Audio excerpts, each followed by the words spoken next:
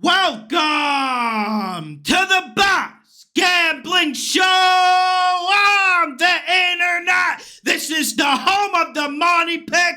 Make sure you hit the like button. Make sure you subscribe. Training camp power rankings. We're at July 24th. I'm pretty sure every team has reported to training camp. Let's go. And when I do these power rankings, I don't do them like other people. I do them like betting power rankings where I think we can get an edge, where I think we can get an advantage. Let's get this money. Slam the like button. NFL is almost here. Let's get to the first team. First team in my power rankings, I got the Kansas City Chiefs. And listen, I was worried about them going into last year. I was worried about the receiving options, and I was proven right about that. But at the end of the day, you have Pat Mahomes, you have Andy Reid, and I have to give the Chiefs a huge shout out. Like, no one likes losing L'Jarius Sneed at corner. Obviously, that's going to hurt the defense.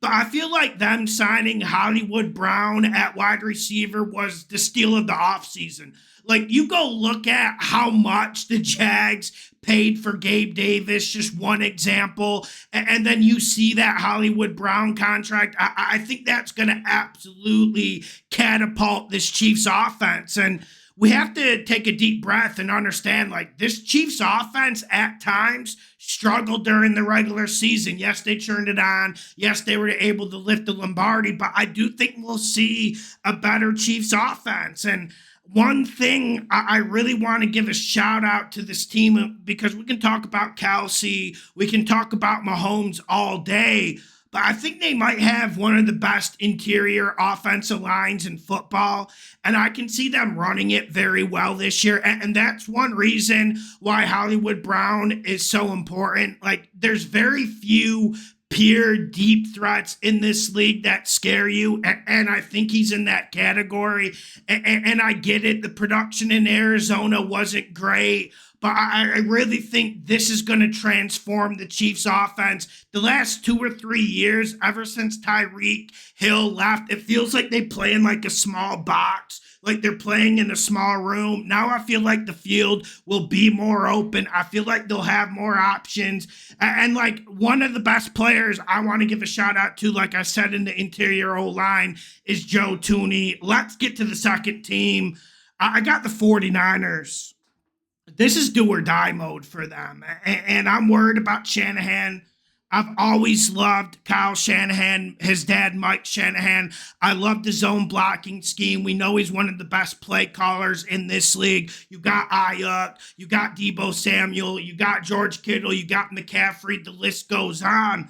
But I am worried about it. Did the Super Bowl window close last year? There's only so many times you can get there and lose in heartbreaking fashion. Is it closed? And it was last year their Alamo. I'm still giving them the benefit of the doubt. This is a top 5 roster without a doubt. I'm not going to question that.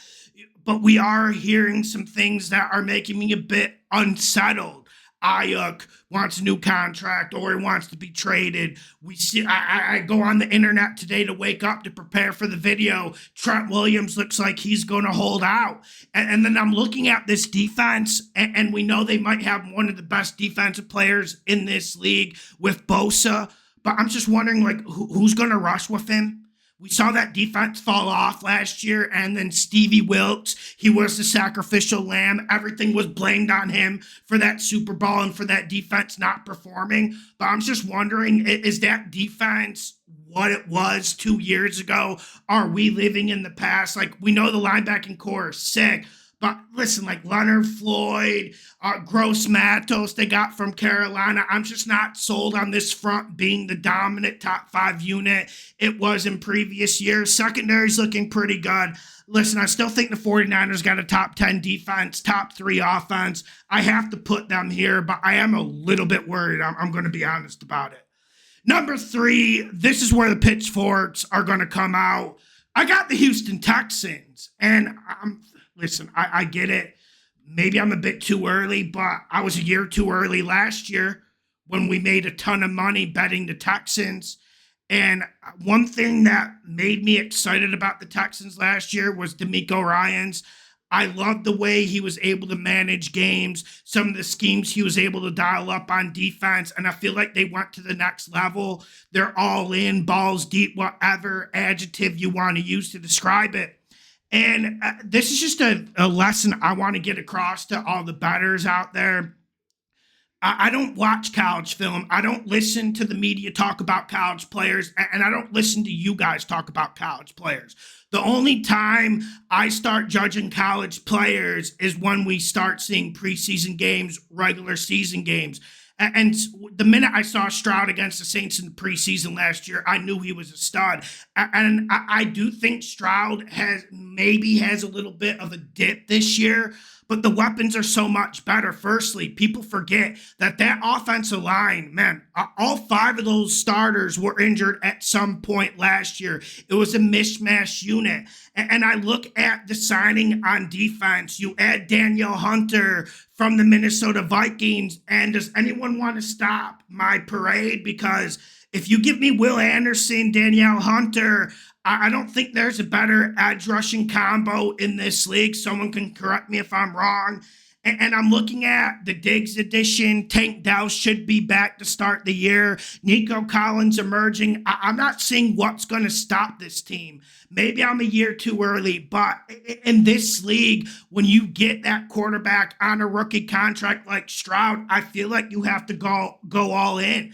So when I look at it, like I see a top 10 offense, see a top 15 defense. I see a top 15 defense that can actually elevate to top 10 level. That's why I got the Texans at 3.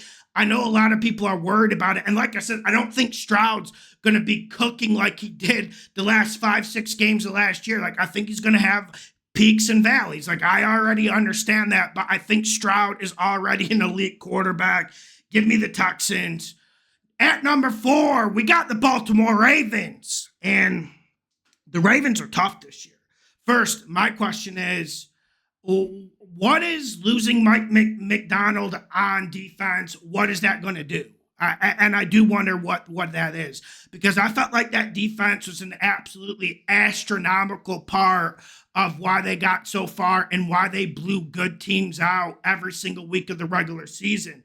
I'm looking at the O-line, and they just completely dismantled the O-line. Off the top of my head, I think they're going to have 3 new starters. Like, we got Rosengarten at right tackle, Ben Cleveland at right guard. Like, the only one left that is legit is Tyler Lindenbaum, and you got Staley at left tackle, but he hasn't been all that good for the last 2 or 3 years, and he's constantly on the injured list. So one of the strengths of this team was the O-line, the run game, the read option, and that could be dismantled. And you add Derrick Henry, and that's enough to make me calm. That's enough to make me think, okay, that could be the piece that puts the Ravens over the edge. But the reason why I have the Ravens here is I just feel like we've seen too many failures in the playoffs.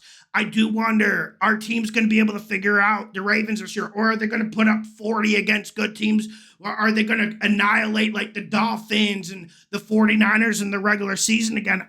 I also do think anytime you bet a Lamar Jackson team, like if you're going to go over their win total, I think you have to take into mind the schedule and the injury risk. I'm a little bit lower on the Ravens this year. I didn't like them losing Patrick Queen. I'm not going to vibe with that. I felt like he was extremely instrumental for what they did on defense. I got the Ravens at 4, but we already know they're a Super Bowl contender. I'm not trying to dish them out of the way. Next team, we got the Detroit Lions. Dan Campbell. Man, I loved the DJ Reader signing. I absolutely love that. And I feel like that solidifies this front. You add in a little bit of a sprinkle of Marcus Davenport. It's a gamble. Is it going to pay off? Maybe, maybe not. Probably not. Didn't work out too well for my Vikings. He's constantly on the injured list. But I felt like that was a gamble that was worth taking. And then we saw them address the secondary on defense in the draft. And this Lions team, when you talk about them, they do the little things. They're good on both fronts. Defensive line, offensive line. I think they have the best offensive line in the league as of right now.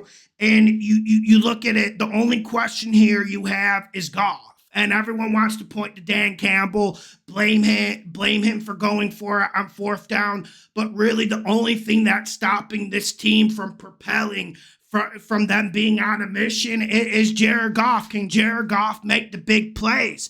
And one big question mark I'm watching is, can Jameson Williams emerge? And I spent a lot of time talking about Hollywood Brown with the Chiefs, and I get it. Maybe people did get a little bit bored about that. But I really think Jameson Williams can take this offense to the next level, because you got like St. Brown, you got Gibbs underneath, you got a good offensive line, and you're going to be able to run the ball. I do feel like this team needs a deep threat, and one thing Jameson Williams can do is take the top off the defense. Let's see if he can stay healthy. Let's see if he can stay focused.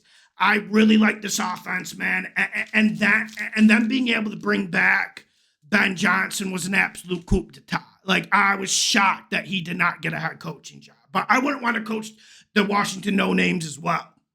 Next team, I almost said next game. We got New York Jets. Maybe people are a little bit surprised. People were a little bit surprised that I had the Lions really high last year as well. I'm looking at the rosters. I'm going through it, and I know there's a lot of fun in the offseason, but I think the Jets have the best roster. They got a top 5 defensive line, top 5 linebacking core, top 5 secondary. And what they did to their offensive line this offseason, am I the only one who's not in love with it? I loved it. You add Tyron Smith, and listen, we know you're not going to get a lot of games out of him, but they can get him for like 12 games, 8 games. That's going to help Aaron the Game Rodgers significantly. You get Morgan Moses, you steal him from Baltimore, addition by subtraction. You take him from Baltimore, you get him on your team. I absolutely love that. Elijah Vera Tucker coming back, full healthy. He's a top 5 guard. So I think this Jets offensive line is going to be very good, and I think Rodgers is going to be on a mission. You add Mike Williams, Garrett Wilson. Mike Williams, we know he's injury risk, but at the end of the day, Garrett Wilson, Mike Williams, Aaron the Game Rodgers, I like how that's cooking, and we need to remember this is the best defense in the league, by far. This is the best defense in the league, and people throw around the word elite too often. Yes, there's like 8, 9 elite offenses in this league. But in terms of elite defenses, I think this might be the only elite defense in the league. So you're pretty much asking Aaron Rodgers, listen, you put up 17, 20 a game. There's a very high likelihood the Jets win that game. And I get it. I know at home you're probably worried about Nathaniel Hackett. You're probably worried about Robert Saleh. I'm extremely worried about that. Like, I'm not going to lie to you. I can't lie to you. Like, I'm worried about Robert Saleh.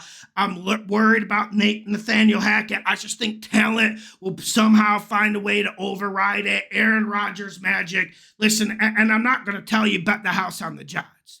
Like, because I have been watching some of the training camp practices. Rodgers' Achilles does look a little bit flimsy, but I do think this Jets team will be good as long as they protect him. And look at, they did what they needed to do on the offensive line. Next team, we got the Cincinnati Bengals at 7. I don't like the secondary. I think the secondary is one of the worst in the league. And then you couple that outside of Hendrickson, do they have anyone else who can rush the passer and create havoc? But at the end of the day, the Bengals are here because you have Joe Burrow, Jamar Chase, T. Higgins, and Zach Taylor's a pretty damn good coach. I'm not the biggest Zach Taylor guy, but I do like the way he calls games and games plans. So that's where I'm at with the Bengals. Like, I don't want to make this video like an hour and 20 minutes, hour and 30 minutes. So, but like I said, with the Bengals, a little bit worried about the offensive line, a little bit worried about the secondary. I don't think losing Joe Mixon's all that big a deal. I just don't think that's on my radar, on my purview. And you do wonder, is Joe Burrow an injury risk at this point? Because he's had like 3 or 4 big injuries. And the last one was really, really weird how he got that. So I got the Bengals at 7. I'm not counting Joe Burrow or Jamar Chase out ever. At number 8, we got the Philadelphia Eagles. I love them getting Kellen Moore. I'm not the biggest Kellen Moore guy in terms of scheme, but I think that's a big upgrade on who they had calling the plays last year. And I felt like they made one of the best stealth free agent signings in getting Bryce Huff. They needed another guy on the edge. You bring in Fangio for the defense. I like more attacking defenses, but we know one thing Fangio brings is stability and is going to take away the big plays that defenses gives up. Now, the big factor here why I had the Eagles higher than other people, I haven't seen many power rankings, but a lot of people are low on the Eagles. Like they got the Packers above the Eagles, for instance. We have to remember since like week 8, week 9, Hurts just wasn't healthy. And listen, if he's got a bad shoulder, that's one thing, but he had a bad knee. And one thing Hurts needs to do is scramble. You need read option, and they're going to need more of that without Jason Kelce. I still feel like the offensive line is strong, but they have some of the same weaknesses as last year. Like, listen, I'm happy they got Gardner Johnson back at safety, but we know outside of Darius Slay, no one in that secondary can cover. That's going to be the weakness. That's why I was excited they got Bryce Huff. They desperately needed that pass rush to help that secondary. Next team, we got the Cleveland Browns. Listen, it was hard for me to put the Jets at 6 after what transpired last year. Even with all the money we made last year with the Browns, it's tough for me to put the Browns at 9. But last year was last year, and I think the Browns have maybe the first, second best roster in this league. The big question is Deshaun Watson. Is he going to get hurt again? Is he going to quit on the team? Is he fully focused? Are we going to see any good football? He doesn't really need to exhibit top 10 quarterback play. If he gives them above average quarterback play, this team is set to fly and roll. I get it. Nick Chubb starting the season on the PUP list. It's not great, but I feel like they got enough options like Ford. They signed Foreman. I feel like they'll be able to do that. And one thing people forget about the Browns last year is that offensive line had so many injuries. By week 12, they had 3 or 4 second stringers starting. This is a great offensive line. They start the season healthy, and I think they take off where they started. And you look at this defense. This defense is nasty, man. They didn't lose too many pieces. That defensive line is still together, and that defensive line is what controls games. Really, with this defense, they just have to work on their defense when they're playing outside of Cleveland. If they can get their road form better, I think this Browns team can surprise. I'm not counting them out. I'm not counting them out to steal this division. It's just when you have Deshaun Watson, you know how that goes, and that's not something you want to focus and bet on. Next team, we got the Miami Dolphins. Fins, Tua. Okay, Tua's contract, I don't think they're going to give him it. I don't think he's going to hold out either. I am concerned about how they've completely collapsed the last 2 years. I do think I'll be betting them a lot the first 8 to 9 weeks of the season. But even me, I'm not the biggest Finn believer out there.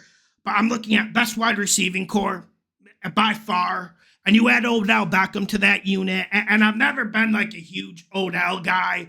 But that's one thing they needed, a guy who can work in the slot, work underneath, take some pressure off those 2 thoroughbreds on the outside. O-line is kind of in shambles. Like, you lose your best offensive lineman in Robert Hunt. Well, not the best, because they obviously have Teron Armstead, but we know Teron Armstead is going to play 8-9 games a year, and that's about all you're going to get at left tackle from him. Losing Robert Hunt was a bit of a blow, but one thing the Dolphins do is scheme extremely well. And I think the big question is this defense. My big question is, how do they replace Christian Wilkins? How do they replace him? Like, listen, it's great they got Tar. It's great they were able to bring in Calais Campbell, but both of those guys have seen their better days. How are they going to replace him? And is the secondary going to take a step up? And also, is the new defensive coordinator going to get this Dolphins defense attacking more?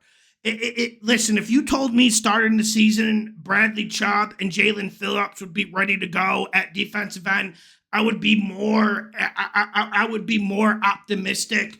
But both of those guys, I think they're going to come back like mid-season. So I like the Dolphins at 10.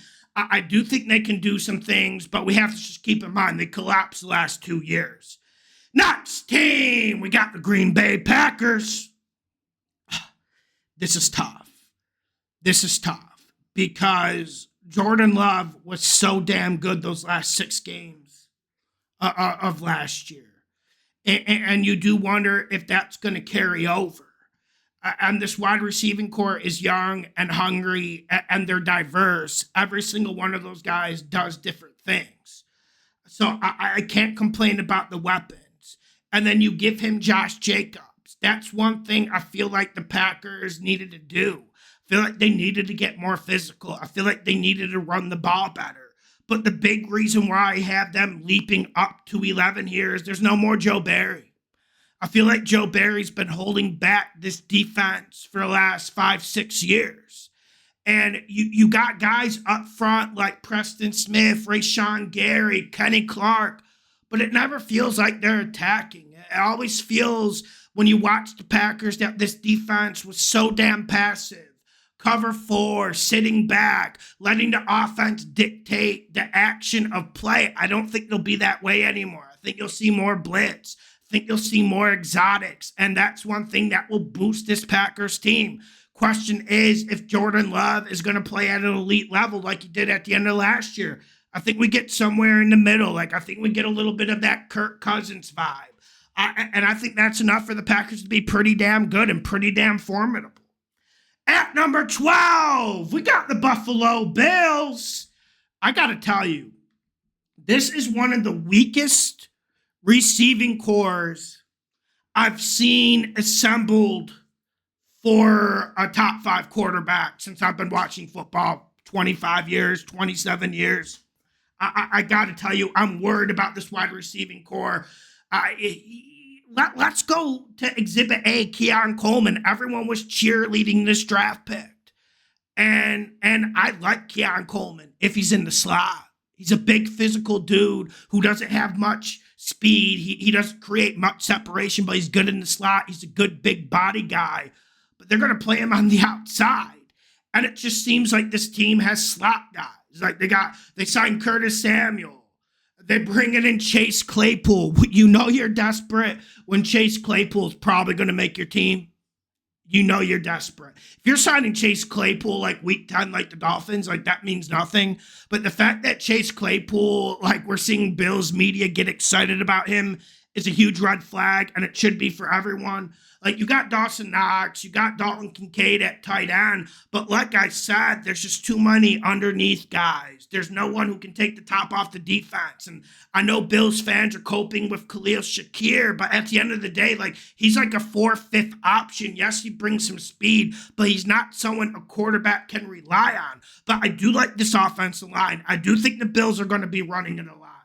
And I do think a full year in Joe Brady's scheme will help, but I do have to caution people, like, Joe Brady isn't one of the best offensive minds in the world. Like, this isn't going to be like when Dable was offensive coordinator for the Bills, for instance. Like, listen, we know Josh Allen's going to cook. We know James Cook is brilliant. Like, this offense will obviously be okay. But the big issue on defense, and this was an issue last year, Von Miller. I mean, like, PFF gave him a terrible grade, but, like, let's not look too much into that. But when you watch Von Miller last year, did you see the same guy? Did you see the speed rush? Did you see the strip sacks? Did you see him getting doubled? And, like, Rousseau's good, but I'm not seeing another pass rusher outside of Von Miller. And I feel like this Bills defense will be a little bit vulnerable on the back end. Like, I'm not blaming them for getting rid of Tre'Davious White. Tre'Davious White's never on the field. But I do feel like the secondary is more vulnerable than people are saying. And I do think this Bills team, they're going to be good. They're going to be dangerous. But I just think the Fins and Jets are better going into this. Next team, we got the Atlanta Falcons. This is going to be a bit of a surprise.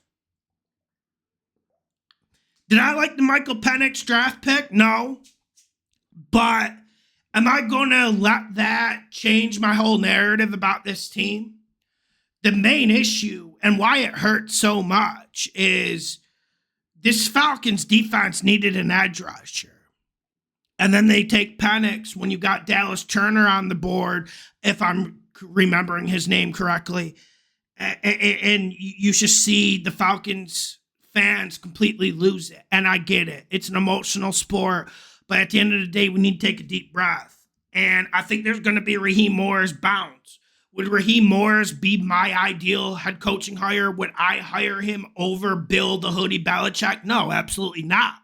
But we can't dismiss. We can't. We can't like put our hands over our face and act like he didn't work a borderline miracle with a young Rams defense that had little to no talent outside of Aaron fucking Donald. Like we can't do that.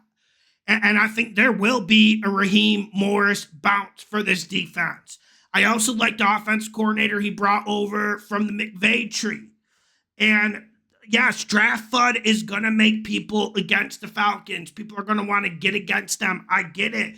But this offense might be the most balanced in the league.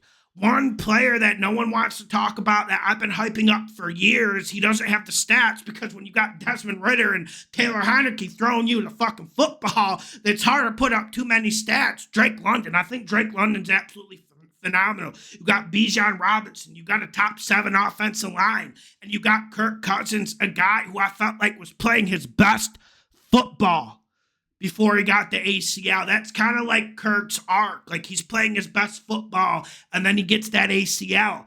I think this Falcons team is going to be dangerous. I think they're going to surprise some people. I think everyone's waiting for the Falcons to choke like they did last year. But you put Kirk Cousins with this offense, you're going to see a Kyle Pitts renaissance. A Darnell Mooney brought over from the Bears is a deep threat. I absolutely love what they're doing on offense. Next team, we got the Los Angeles Rams at 14. This is tough, but I'm a Matt Stafford guy, and I've always been a Matt Stafford guy, and it is nice to see him finally getting his due credit in this league. And I'm thinking, man, if Cooper Kupp's healthy, with Nakua, with Higbee at tight end, bring Jonah Jackson over from the Lions to solidify that offensive line with McVay's boy genius brain. I think this offense could be fucking formidable. I think they can. I do. And this defense obviously doesn't have the big names. It's not going to get the ladies running. It's not Aaron Donald's not going to get any. There's no Aaron Donald walking through that door. But it's a young, hungry, fast defense. And I actually really like the way the secondary is coming along.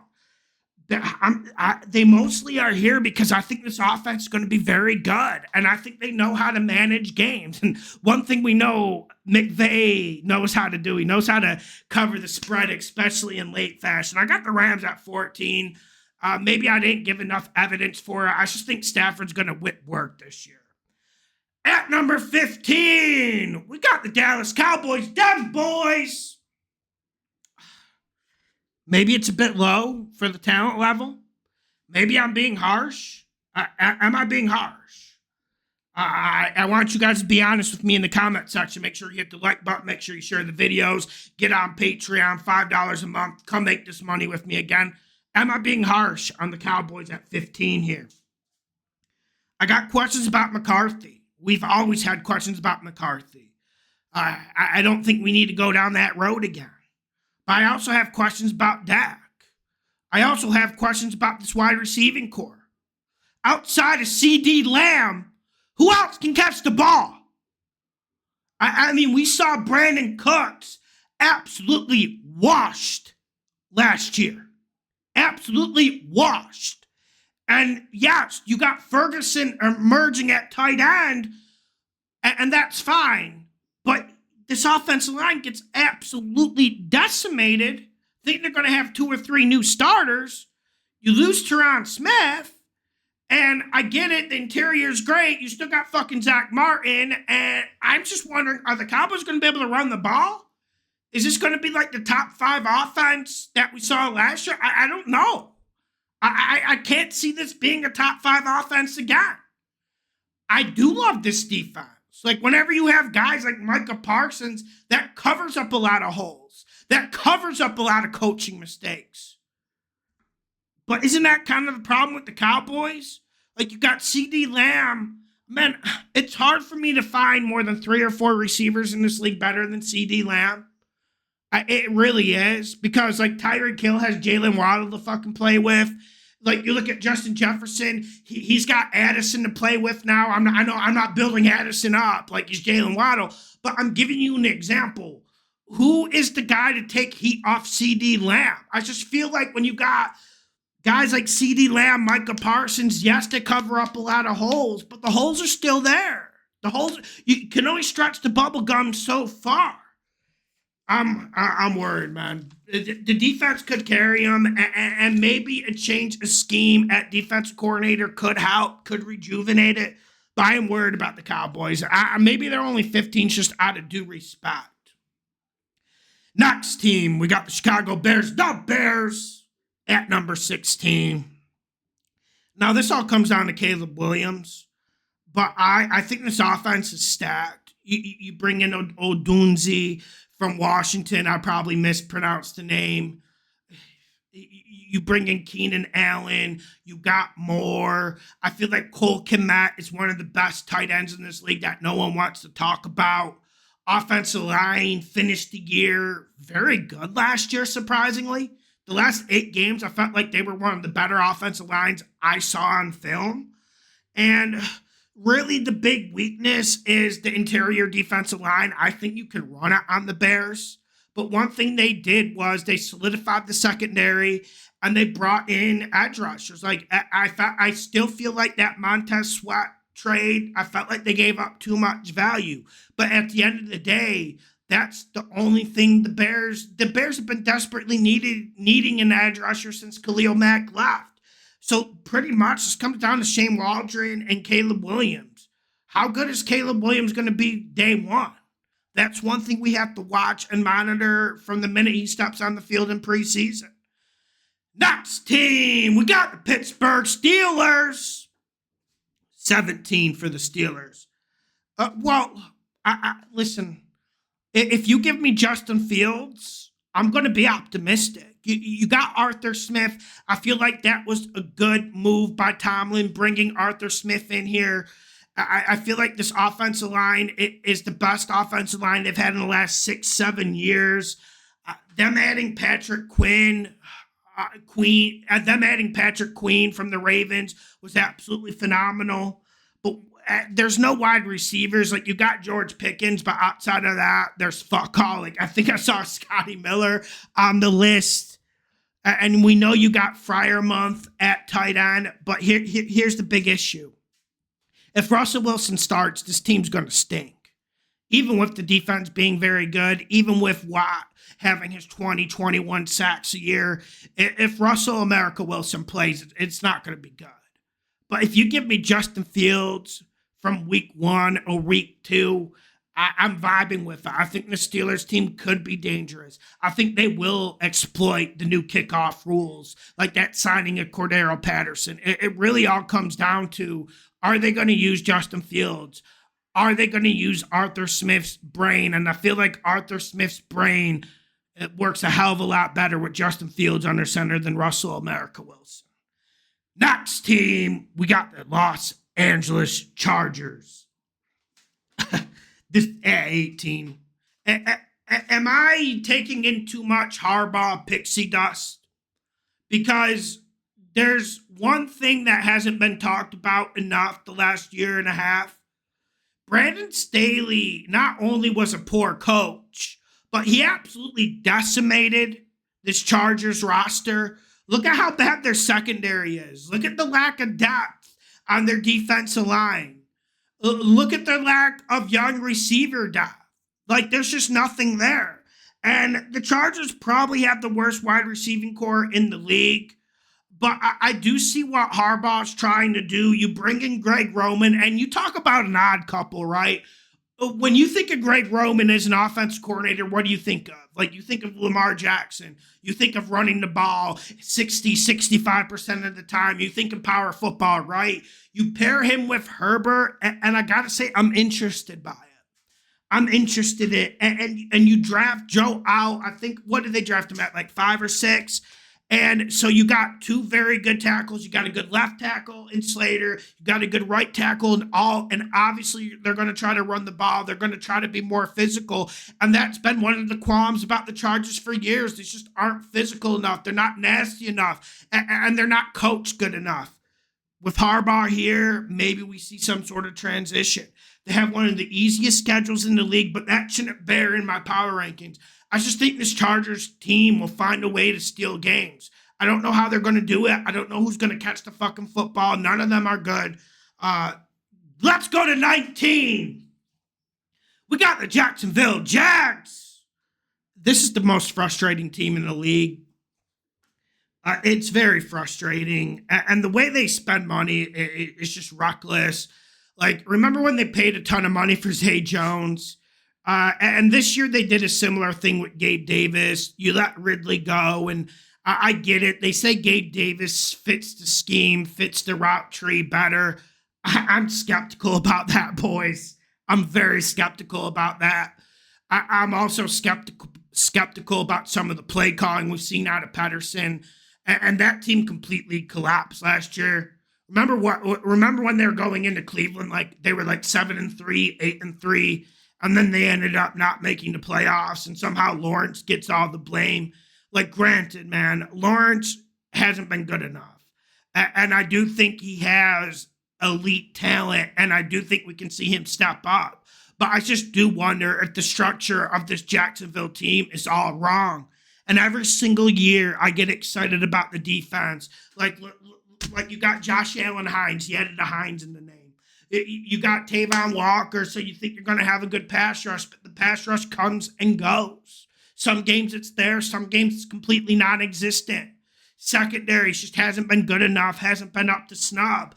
And also, this team isn't physical enough on the offensive line. And I don't think they pass block well enough. I think that's their main Achilles heel. Offensive line protecting Trevor Lawrence. I don't think they're going to be able to do it. I don't think this Jags team is as bad as people are saying. Like, I don't. But also, I'm not going to get excited about it. I'm not sure they can win, grind out games, especially on the road. Next team, number 20, we got the Tampa Bay Bucks. This is me betting. This is me rolling the dice.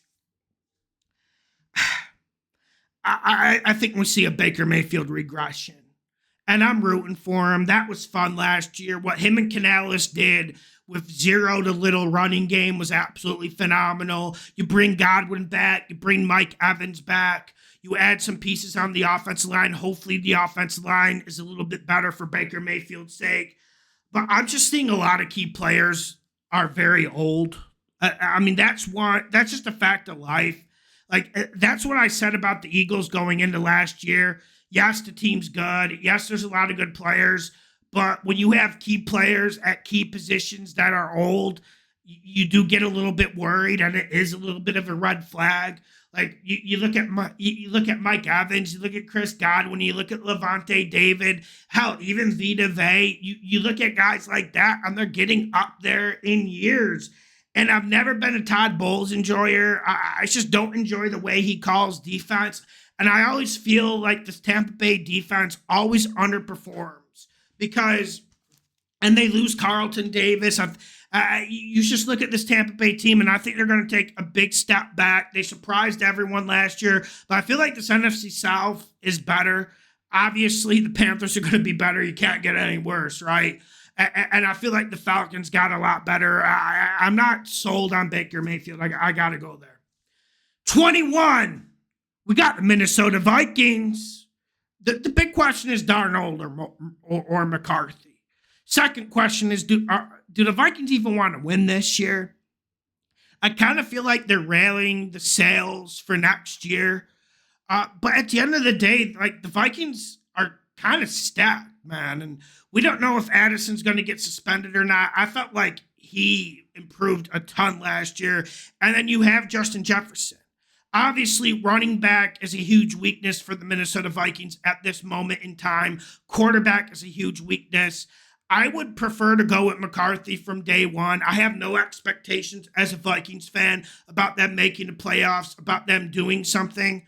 But I do think they go Darnold, and you know how Darnold starts years pretty good. He plays pro ball for the first 3 games, and then he plays practice squad for the next 5 until he's benched. And the Vikings offensive line is good, but I'm not certain they're going to be able to run the ball. And I'm not certain that interior offensive line is tough and physical where you can put in a middle of the road running back and make headway, especially if you're starting McCarthy. On defense, I felt like Flores did a miracle last year. And yes, the Vikings did improve this defense. I still think talent-wise, it overachieved. And I think that comes back down. Remember how the Vikings defense finished last year? I think it's going to be more like that than how they started. I got the Vikings at 21. Curious to see what happens. At number 22, make sure you hit the like button. Make sure you subscribe. We got the New Orleans Saints. Worst O-line in the league. I got to say that. Defensive line isn't much better. It's aging, and when you're still relying on Cam Jordan for pressure, you know that's going to be a red flag. And when you got a guy like David Carr, maybe they should be lower on this list. I mean, I've always been a Carr defender, but there's not a lot you can defend about last year. And I just feel like the Saints team is done. They're in cap hell. And I also feel like Dennis Allen isn't a guy I want in the trenches with me. We can talk X's and O's. I don't like how he calls defense. But also, I feel like Dennis Allen specifically lost them 2 games last year. The video can only be an hour, so I don't want to go through everything. But I feel like the Saints team stinks. Next team, we got the Seattle Seahawks, number 23, Mike Macdonald. The more I think about it, the more I like this hire because you guys remember maybe about 5-6 years ago, the league kind of went to the Vic Fangio style of defense. When I say Vic Fangio defense, like we think of quarters, we think of a lot of zone, we don't think of a lot of blitzing, only 4 guys rushing at a time. Macdonald completely took that blueprint and just ripped it to shreds, and we know what he wants to do. He wants to attack. I felt like that Seahawks defense underachieved last year. They got a lot of good young players, especially in the secondary. I think they're going to attack. I think they're going to see a big boost on that side of the ball. Now, on offense, listen, we know they got Metcalf. We know they got Lockett. We know they got a ton of good options. But, man, Geno Smith, I think it's going to be a similar thing to what I predicted for Baker. Remember Geno Smith, great year 2 years ago. Last year, he completely fell off the cliff, and I think we see more decline as defenses figure him out, and I'm not sure he's going to have a run game, and I think they're going to have one of the weaker offensive lines in the league, and I think Seattle fans should be patient with Macdonald, man, because this team just isn't built to go. It's not built to go, even though you have very good players like DK Metcalf. Next team, number 24, we got the Las Vegas Raiders. Minshew. Man, I hate this quarterback situation. Absolutely hate it. But I like everything else that's going on. Like, the offense line's big and physical. You lose Josh Jacobs. But at a certain point, they had to move on. They have to get younger. You got Devontae Adams. Not a lot of receiving help for him, though. You got 2 young tight ends. But are they going to be able to utilize them? I mean, we didn't see them utilize the tight end position much last year. That was one of the things that's disappointing. Antonio Pierce is going to have these guys playing hard. The big reason why I'm excited about this Raiders team is this defense. I think this is the best defense the Raiders have had in a fucking decade. And no, I'm not being hyperbolic.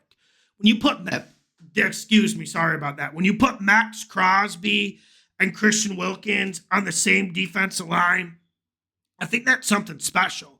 And that's going to be absolutely relentless. And that's going to be hard for teams to deal with.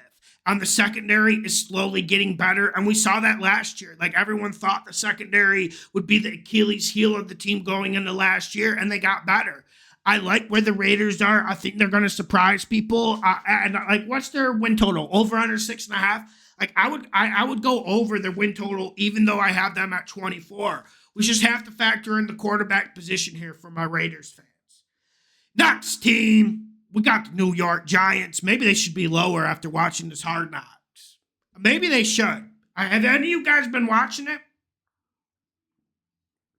It's borderline cringeworthy watching Joe Schoen assemble this roster. Man, they signed 2 free agents, Runyon and Elemanor. They got Elemanor from the Raiders. Does anyone think this offensive line is going to even move to the average category? I can't say I'm sold on it. I can't say I'm sold on Daniel Jones, even if he stays healthy. I know there's going to be lots of copes. And I'll give you one cope. I think Daboll is an absolute genius at offensive football. I think Daboll's phenomenal. And you absolutely love what they did in the draft. I felt like they had a very good draft. Getting Neighbors, I think that's going to help Daniel Jones a lot.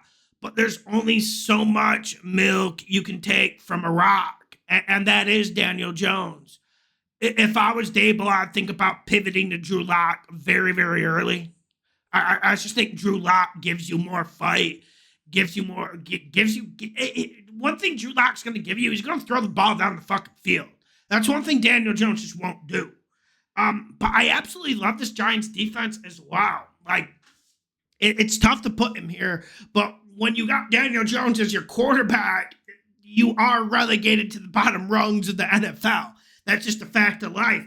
But I do like this defense. I didn't like them losing Xavier McKinney, but them trading for Burns was absolutely enormous. I felt like that was one of the better moves of the offseason.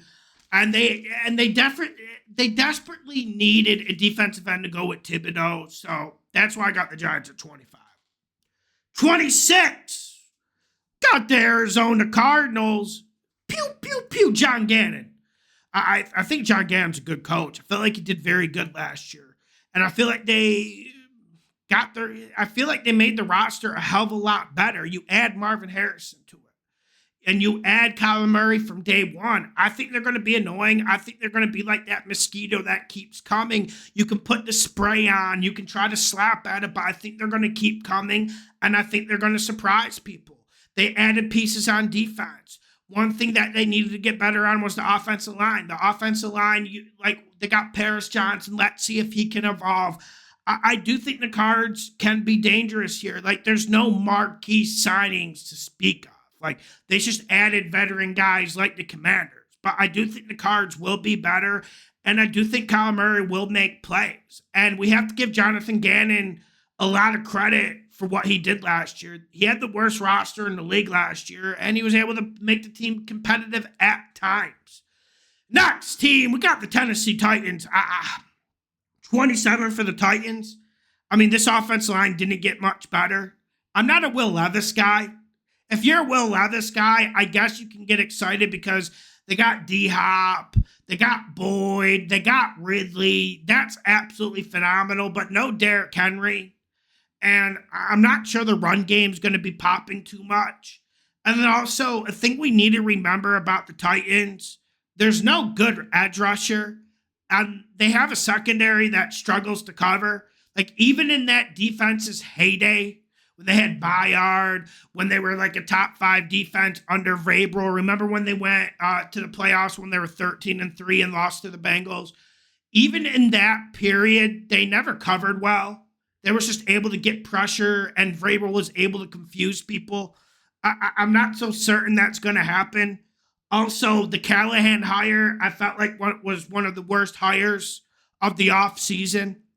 And I'm not using who would you rather have? Vrabel or Callahan? I'm not using that. I don't want to judge Callahan harshly. But I looked at his resume. I looked at his work. I'm not excited about it. I think this Titans team is going to be bad. And maybe they should be lower on the list. Number 28. We got the Washington no-names, Commanders, whatever you want to call them.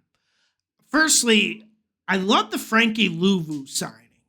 And they made a lot of good signings. And the Commanders are one of the teams that I had the toughest time placing in this list. because I like Jaden Daniels, but I don't like Dan Quinn. Listen, I am not a modern person. Modern people have like a memory of like 1 or 2 months.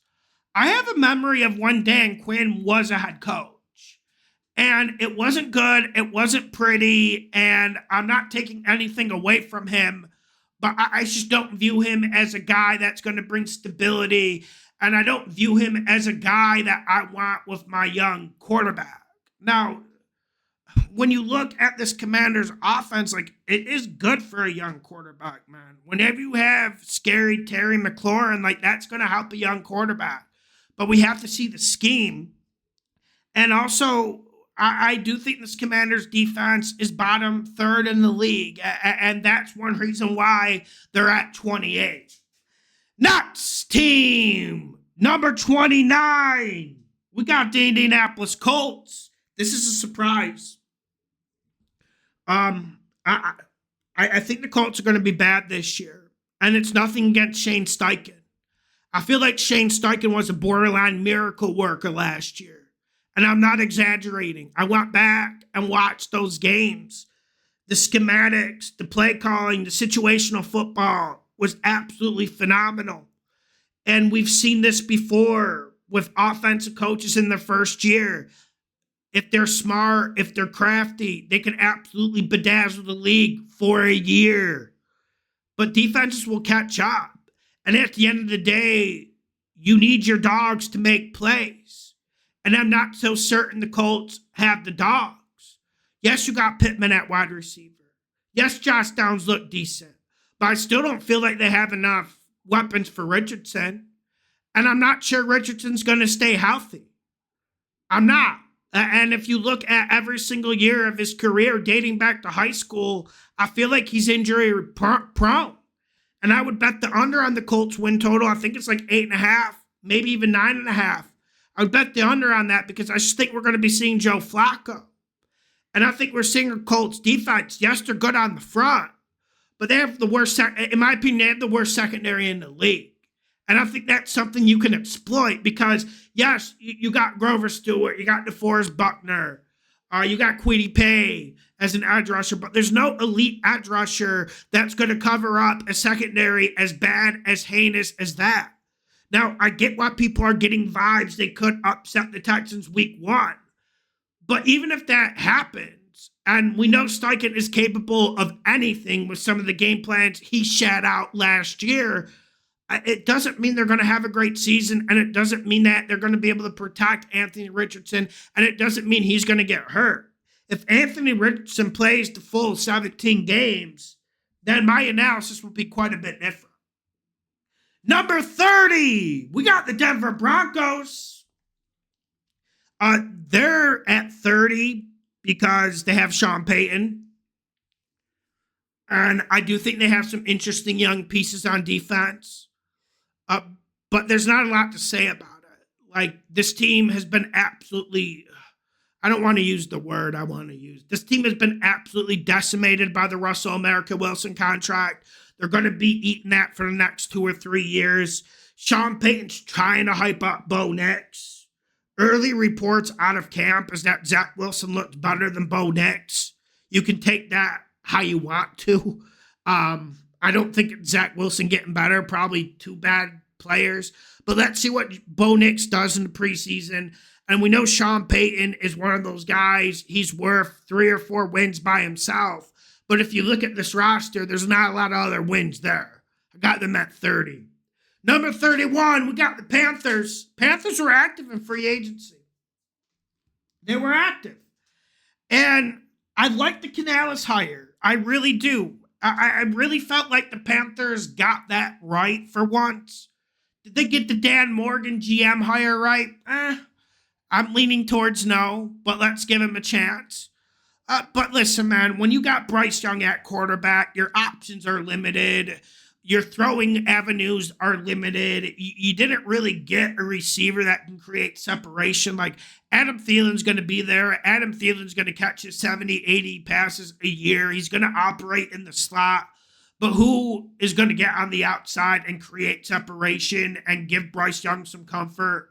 Is Bryce Young good enough? Did last year wreck him mentally? Was he even good enough to start with? Those are my questions. Defense, I do think this defense will be pretty decent, but when you're trading away players like Brian Burns, obviously there's going to be a little bit of a setback. Number 32, we got the New England Patriots. Drake May. It's the worst roster in football. It just is. It's the worst roster in football. I feel bad for Drake May because this Patriots O-line kind of stinks. The wide receiving core stinks. And so a lot is riding on his shoulders. And yes, Jared Mayo is saying, the week so far, Brissett is the starter. I got you. But we know Drake May is going to be thrown into that thresher sooner rather than later. And there's not much you can do. Obviously, the defense still has a lot of talent. Obviously, that defense will be able to make plays. They have a very good player at every single level. Defensive line, linebacker, secondary. That always helps. And that's good for bringing young players along. But I guess my question is, there has to be some sort of drop-off without the best defensive coordinator in NFL history. And I do wonder if Jerod Mayo is ready for this opportunity. I got the Patriots at 32. Make sure you hit the like button. Make sure you subscribe. The best gambling show on the internet. Let's get this money. More videos to come. It's finally great to get out of the off season, boys. It's great, man.